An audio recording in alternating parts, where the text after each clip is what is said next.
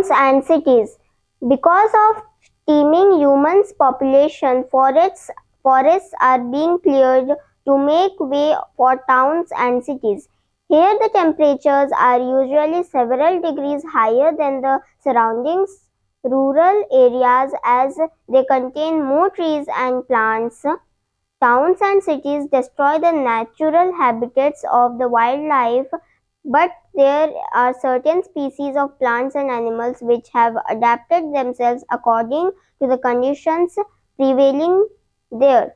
One such animal is the red fox. It has a varied diet and eats almost anything it finds. It often raids the dustbin for food thrown by human beings.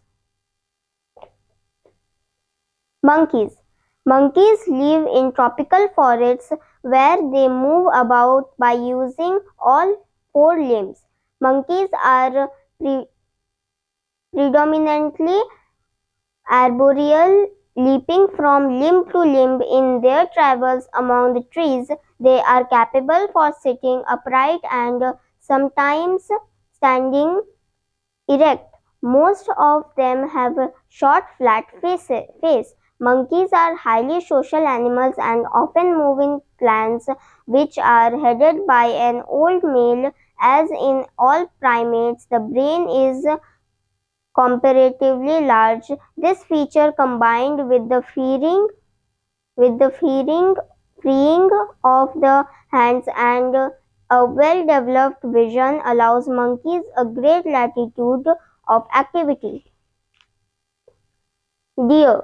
Deer have compact bodies and short tails. Female deer are called does. Generally, the fur is slightly harsh but has a smooth appearance. The color is usually brownish to tawny, often with white and chest and throat. Deer are alert animals and have swift feet. They use their feet for speed running to escape the hunting animals.